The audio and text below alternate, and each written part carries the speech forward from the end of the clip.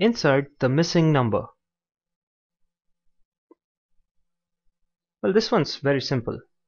If you observe carefully, you are basically multiplying a number by -2 to obtain the next number, right? You multiply by -2 to 4, you get -8, right? -8 times -2 gives you 16, and 16 times -2 gives you -32. -32 times -2 gives you 64, right? So the next number should be times -2, right? 64 times -2, and that's -128, isn't it? So option B is the correct answer. Okay, what could be the missing number here? Well, if you observe very carefully, you'll see a relation between numbers like this: 5 and 10, and there's a relation between 13 and 26, 29 and 58, and rest of the numbers. So what is this relation? Well, 5 times 2 gives you 10, right? 13 times 2 gives you 26, 29 times 2 gives you 58. So 61 times 2 should give you this next number, because if we group these numbers in groups of 2, so this is a relation that we observe. So 61 times 2 is 122, isn't it? So 122 is the missing number, and that's option A. What is the missing number in this sequence? Well, let us try to evolve a relationship between two consecutive numbers. So 11 and 13. So 11 plus 2 gives you 13, right? And 13 plus 4 gives you 17. Then this is plus 2, and 19 plus 4 gives you 23. And 23, this should be plus 2, isn't it? In order for this to form a pattern. So 23 plus 2 should give you 25, right? So this doesn't work here.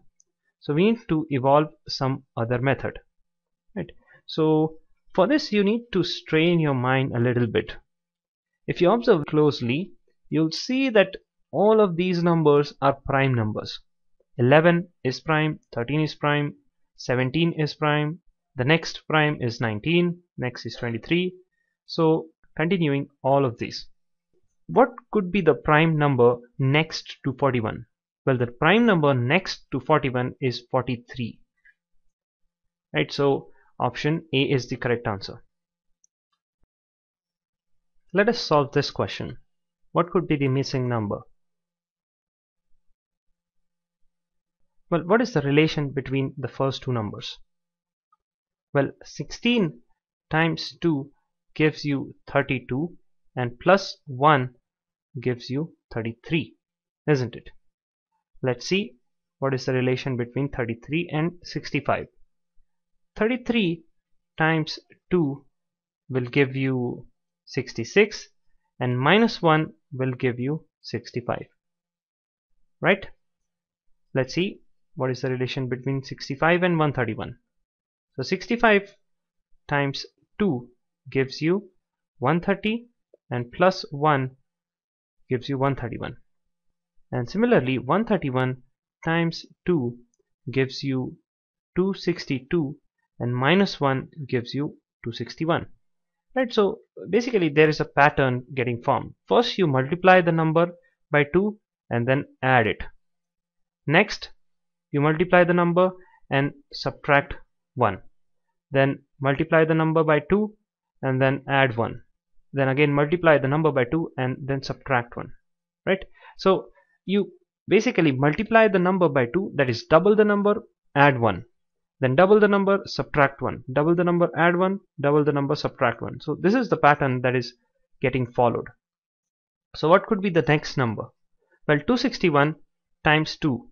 This should give you 522. And this time should you subtract 1 or add 1?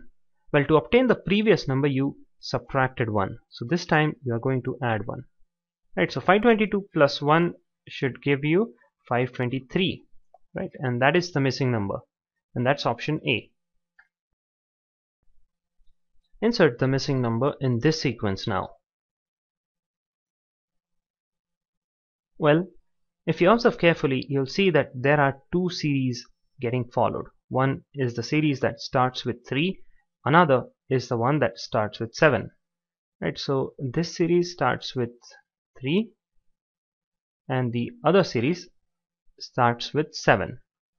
Well, 3 plus 3 is 6, 6 plus 3 is 9, 9 plus 3 is 12, and 12 plus 3 is 15.